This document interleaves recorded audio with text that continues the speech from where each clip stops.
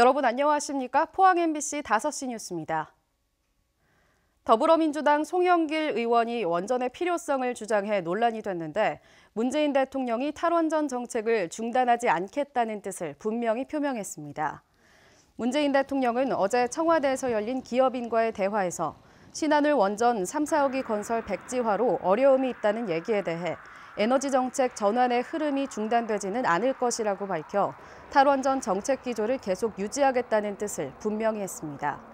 대신 원전 분야 기술력과 국제 경쟁력이 떨어지지 않도록 지원을 계속하고 기자재와 부품업체의 어려움에 귀 기울이겠다고 약속했습니다.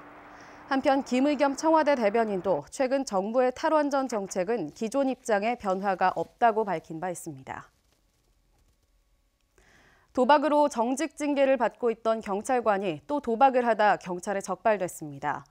울릉경찰서는 지난달 29일 한 주택에서 판돈 1,600여만 원을 걸고 속칭 바둑이 도박을 한 혐의로 A경위 등 8명을 조사 중입니다.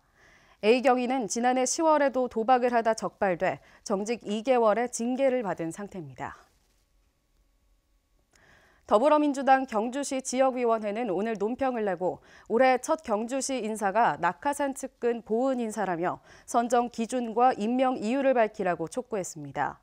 특히 경주시 출자 출연기관장과 계약직 공무원, 관련 단체 임원 9명이 업무와 관계없는 사람들로 채워졌고 이 중 7명은 지난 6.13 지방선거 당시 준하경 시장 선거 캠프 출신이고 나머지 2명은 김석기 국회의원 측근이라고 주장했습니다.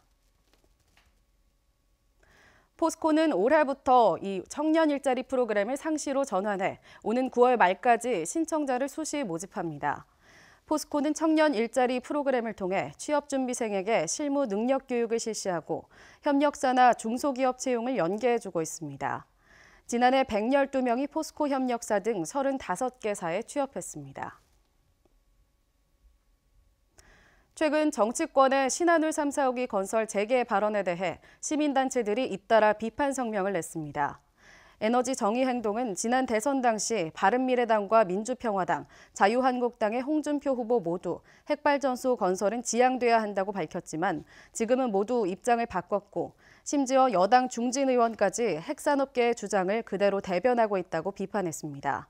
환경운동연합도 비판 성명을 내고 울진 지역은 현재 건설 중인 원전까지 모두 8기가 들어선 상태로 이미 세계 최대의 원전 밀집 지역이라며 더 이상의 원전 건설은 위험하다고 지적했습니다.